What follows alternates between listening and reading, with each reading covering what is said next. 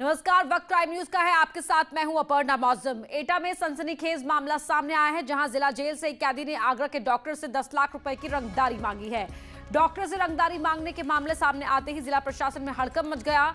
आनंद फानन में जिला अधिकारी एटा सुखालाल भारती, एसएसपी सुनील कुमार सिंह और डीआईजी जेल जिला कारागार पहुंचे हैं, जहां कैदी से भी पूछताछ की जा रही है।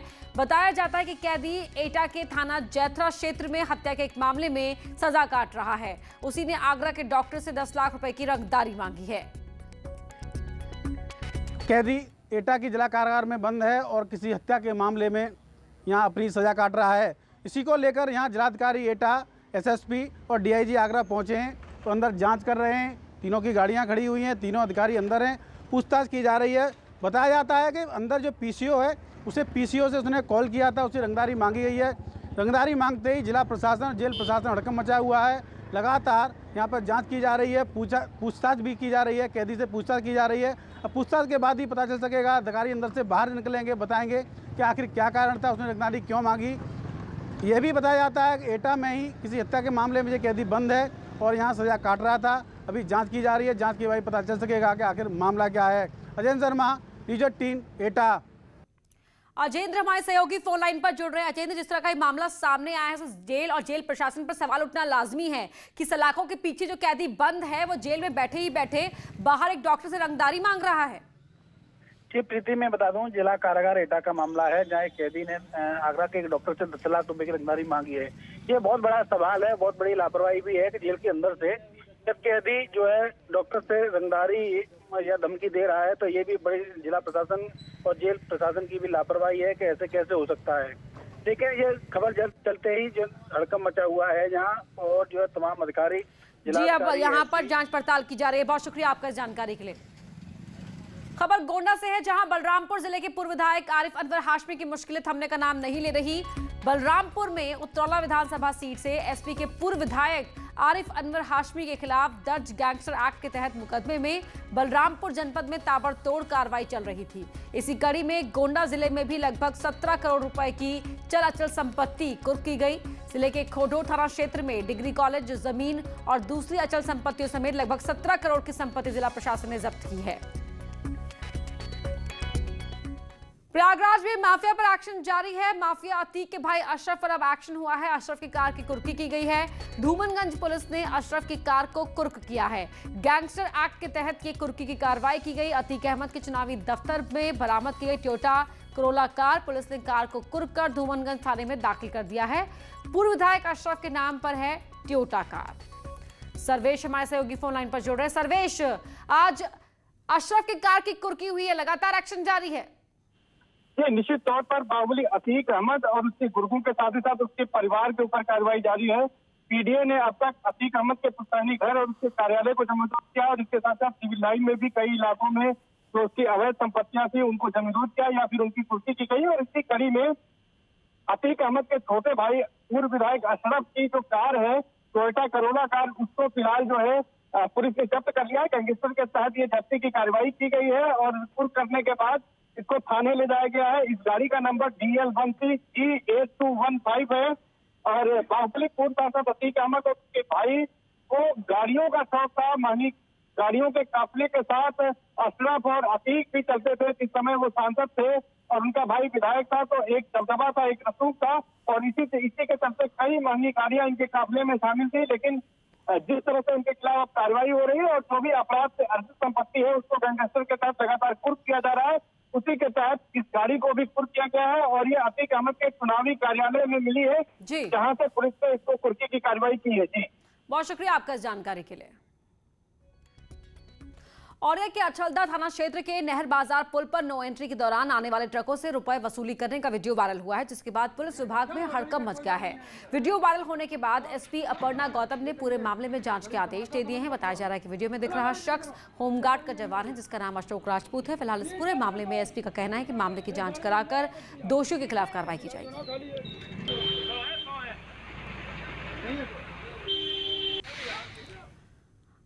आजमगढ़ पुलिस के हाथ बड़ी कामयाबी लगी है, जहां शहर कोतवाली पुलिस और स्वाट टीम की जॉइंट ऑपरेशन में 50 किलो गांजे के साथ पुलिस मुठभेड़ में 5 तस्करों को अरेस्ट किया गया है। पुलिस ने बताया कि गिरफ्तार अभियुक्तों द्वारा उड़ीसा से भारी मात्रा में गांजा लाकर आजमगढ़ में और दूसरे जिलों में खपाने का काम होता था।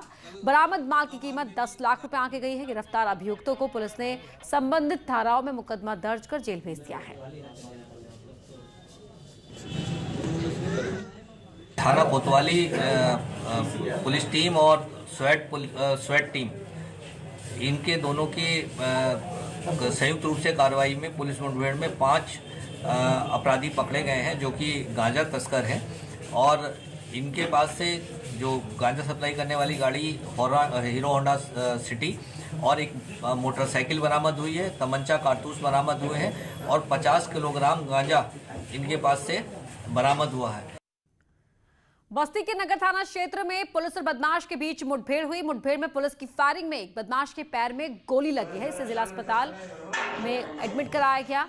पकड़े गए बदमाश के पास से लूट के 11,000 रुपए, एक अवैध असलहा और 2 कारतूस मिले हैं। बता दें कि पकड़ा गया बदमाश संत कबीरनगर जिले के महुली थाना क्षेत्र का रहने वाला है। इसके ऊपर पहले से ही 1 दर्जन से ज्यादा मुकदमे चल रहे हैं। मेरठ में पुलिस और बदमाशों के बीच देर रात मुठभेड़ हो गई। मुखबिर की सूचना पर पुलिस ने प्रतिबंधित पशु को मारने वालों की घेराबंदी की, जिसके बाद बदमाशों ने ही पुलिस पर फायरिंग कर दी। जवाबी फायरिंग में कुख्यात बदमाश एजाज को गिरफ्तार कर लिया गया। अहम बात है कि एजाज पर गौकशी समेत कई आपराधिक मामलों के करीब 2 दर्जन मुकदमे चल रहे हैं। फतेहपुर जिले के पांडू नदी में महिला का शव मिलने से हड़कंप मच गया। हत्या कर शव फेंके जाने की आशंका जाहिर की जा रही है। पुलिस ने शव पोस्टमार्टम के लिए भेज दिया है। घटना औंग थाना क्षेत्र के पांडू नदी की है। फतेहपुर में थाना औंग क्षेत्रांतर्गत पांडू नदी में कानपुर नगर की तरफ से बहकर आई हुई एक महिला का शव प्राप्त हुआ है, जिसकी शिनाख्त कराने का प्रयास किया जा रहा है। शव को कब्जे में लेकर पोस्टमार्टम भेजा जा रहा है। अन्य विधिक कार्रवाई की जा रही है। महोबा के कुलपहाड़ कोतवाली क्षेत्र में 16 साल की लड़की की मौत के मामले में नया मोड़ आ गया है। मृतक लड़की के परिवार वालों ने 3 आरोपियों पर अपहरण के बाद रेप कर हत्या करने का आरोप लगाया है। फिलहाल पुलिस ने परिजनों की शिकायत के आधार पर तीनों को हिरासत में लेकर पूछताछ शुरू कर दी है। बता दें कि बीते रोज लड़की का जो शव था वो फांसी के फंदे पर पेड़ से लटकता हुआ मिला था।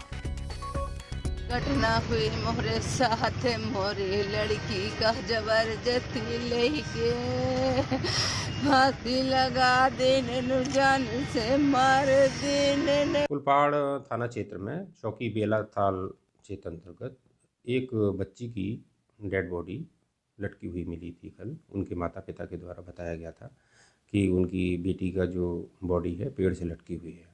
इस सूचना पर तत्काल पुलिस मौके पर गई और उस डेड बॉडी का पंचायतनामा कराया गया, पोस्टमार्टम कराया गया। पोस्टमार्टम भी पैनल से कराया गया है। जालौन में बेखौफ चोरों ने एक पेट्रोल पंप मालिक के घर में धावा बोलकर लाखों रुपए की चोरी की घटना को अंजाम दे डाला। इतना ही, पुलिस की पकड़ से दूर चोरों ने जिले में 24 घंटे के अंदर दूसरी घटना को भी अंजाम दिया। पूरा मामला कोच कोतवाली क्षेत्र के ग्राम बरोदा खुर्द का है, जहां पर चोरों ने पेट्रोल पंप मालिक के घर में सेंधमारी की और वहां से लाखों रुपए की ज्वेलरी और कैश लेकर रफू चक्कर हो गए। वहीं इस पूरे मामले में क्षेत्राधिकारी राहुल पांडे ने बताया कि पुलिस मामले की तफ्तीश कर रही है। जल्दी मामले का खुलासा कर दिया जाएगा।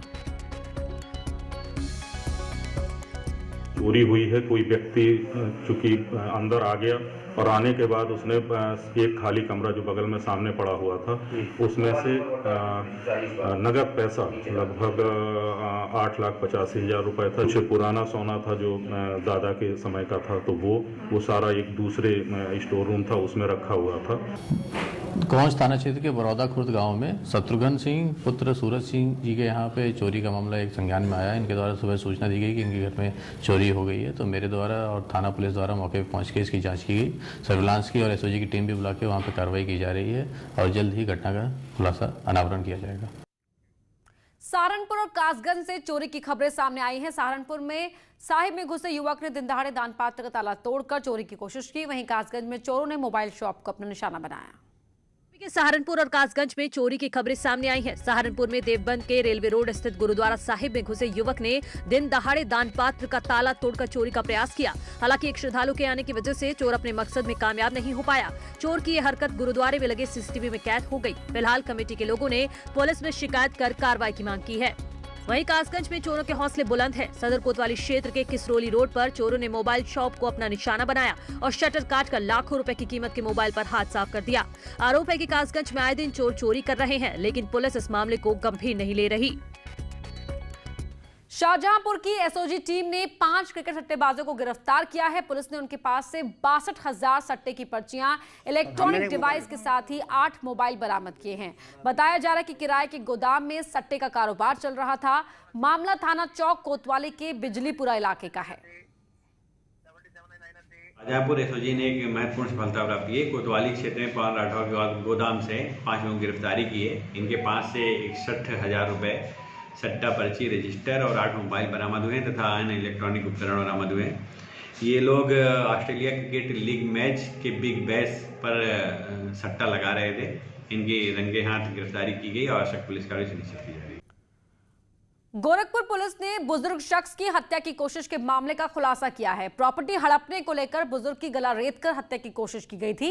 दिलचस्प है कि पड़ोस की महिला ने ही बुजुर्ग की प्रॉपर्टी हड़पने को लेकर अपने 2 सहयोगियों के साथ हत्या की साजिश रची थी। पुलिस के मुताबिक बीती 10 तारीख को आरोपी महिला अपने दोनों सहयोगियों के साथ बुजुर्ग के साथ ऑटो में बैठकर जंगल आई थी और यही मौका पाकर महिला के सहयोगियों ने बुजुर्ग का गला रेत दिया और मौके से फरार हो गए।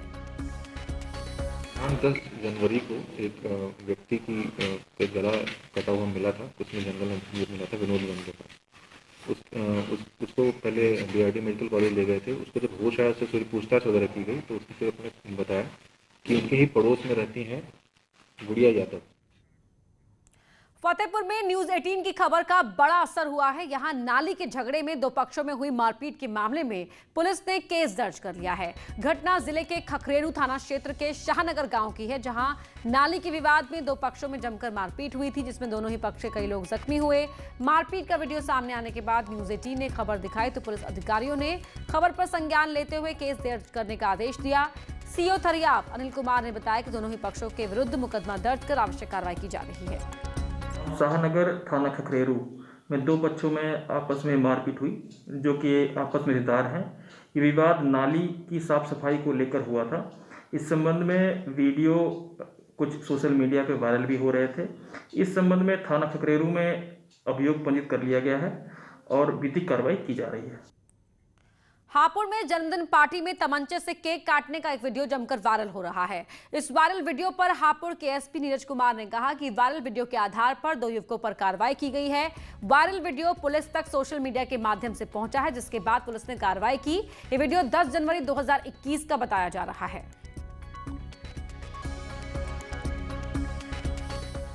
ये प्राइवेट बर्थडे पार्टी थी।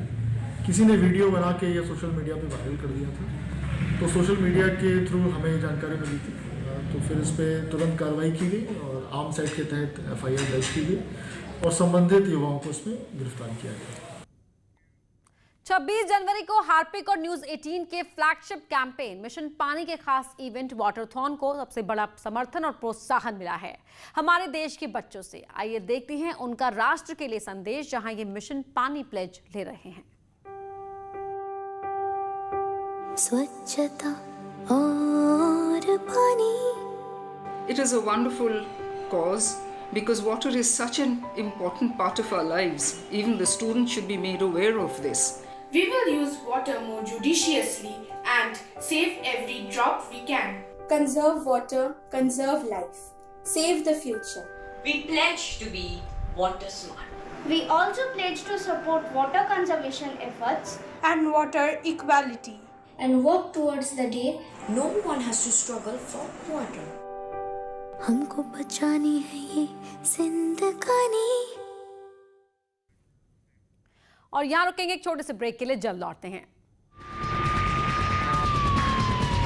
शाहजहांपुर में पुलिस ने एक ऐसे अंतर जनपदीय गैंग का खुलासा किया है जो नकली सोने के सिक्कों को असली दिखाकर लाखों की ठगी करता था।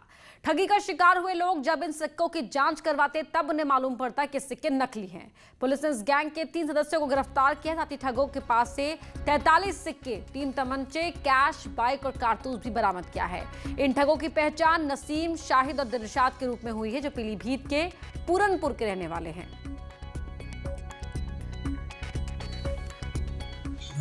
कल थाना बंडा को ये जो नकली सोने के सिक्के पहले असली दिखाकर फिर नकली सोने के सिक्के लाकर ठगी करने वाले गिरोह का पर्दाफाश करते हुए 3 अभियुक्तों को गिरफ्तार करने में सफलता प्राप्त हुई है।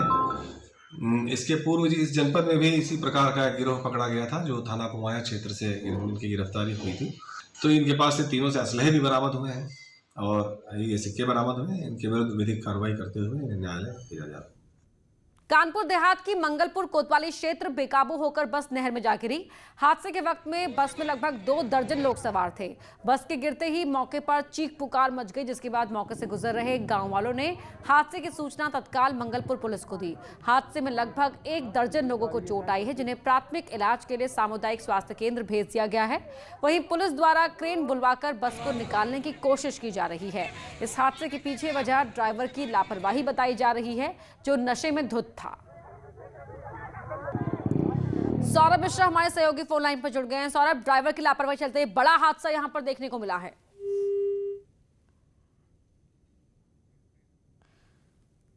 तो सौरभ से संपर्क टूट गया है, वापस संपर्क साधने की कोशिश करेंगे। आप तस्वीरों में भी देख सकते हैं, ये आपको दिखा रहे हैं एक्सक्लूसिव तस्वीरें, किस तरह से ड्राइवर की लापरवाही से ये बस जो है वो बेकाबू होकर नहर में जा गिरी। 25 लोग इस हादसे में जख्मी हुए हैं। बस में 25 लोग सवार थे और ड्राइवर की लापरवाही की वजह से यह हादसा हुआ है, ये कहा जा रहा है। और ड्राइवर नशे में पूरी तरह से धुत था। वो बस को काफी तेज चला रहा था और इसी बीच उसने बस से बैलेंस खो दिया और बस बेकाबू नहर में जा गिरी, जिससे ये हादसा हुआ। किस तरह से लोगों को वहां पर बाहर निकाला गया है वो भी आप इन तस्वीरों में देख पा रहे हैं। काफी लोग इकट्ठा हो गए इस हादसे की खबर सुनकर। सवारियों को रेस्क्यू किया गया और उन्हें अस्पताल पहुंचाया गया।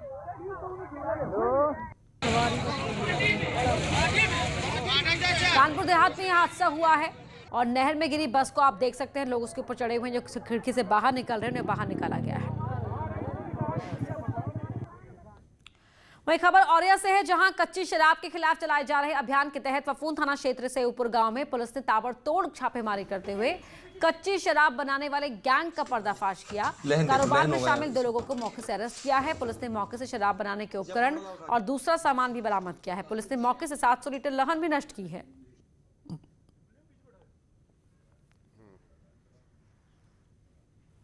लगातार अवैध शराब के निष्कर्षण के लिए जनपद में अभियान चल रहा है और उस अभियान के अंतर्गत कल ये सूचना प्राप्त हुई थी कि थाना फफून क्षेत्र में बड़ी मात्रा में कुछ लोगों द्वारा शराब निकाली जा रही है। उसमें पुलिस द्वारा दबिश दी गई और 700 लीटर लहन तकरीबन नष्ट किया गया है और 20 लीटर शराब कब्जे में ली गई है।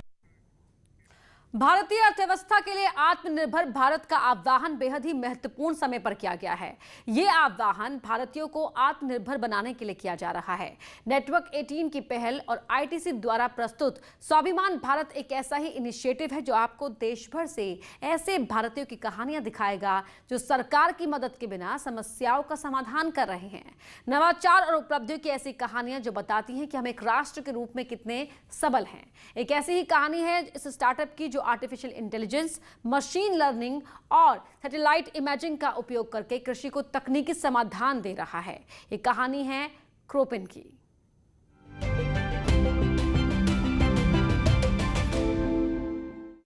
भारत एक कृषि तकनीक क्रांति के शिखर पर है और इस क्रांति में सहयोग देने वाले संगठनों में से एक है क्रोप इन। यह आर्टिफिशियल इंटेलिजेंस और सैटेलाइट इमेजिंग का उपयोग करके कृषि को तकनीकी समाधान देते हैं। यह डेटा का विश्लेषण और व्याख्या करने में मदद करते हैं और खेतों में खड़ी फसलों पर काम करने के लायक सहायता देते हैं।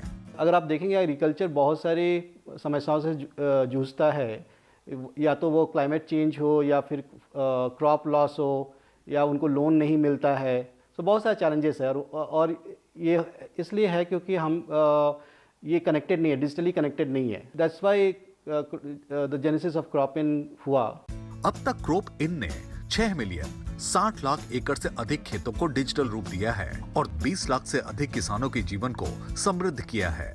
ये 50 से अधिक देशों में लगभग 10,000 किस्मों की फसल का प्रबंधन भी कर रहे हैं। क्रॉप इन का विजन है कि वो सारे फार्म को ट्रेसेबल, प्रेडिक्टेबल और सस्टेनेबल करना चाहता है और जितने ज़्यादा से ज़्यादा फार्मर्स को अपने प्लेटफॉर्म पे जोड़े और इनकी पर एकड़ वैल्यू को इंक्रीज करे।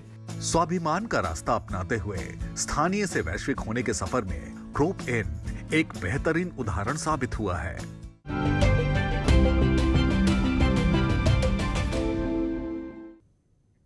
भारत से ऐसी ही सफलता और की कई कहानियां देखने के लिए बनी रही नेटवर्क 18 की खास पहल ITC प्रेजेंट स्वाभिमान भारत के साथ। कोविड-19 महामारी ने एक दूसरे पर निर्भरता की भावना को मजबूत किया है। इसी की बदौलत पूरा देश एकजुट होकर इस आपदा का मुकाबला कर रहा है। अब वैक्सीनेशन के ऐलान के बाद जरूरत है कि हम सब अपना सबसे बेहतर योगदान दें ताकि हम एक साथ इस वायरस को हराने की तरफ कदम बढ़ा सके। नेटवर्क 18 इस मुहिम में हर कदम आपके साथ है।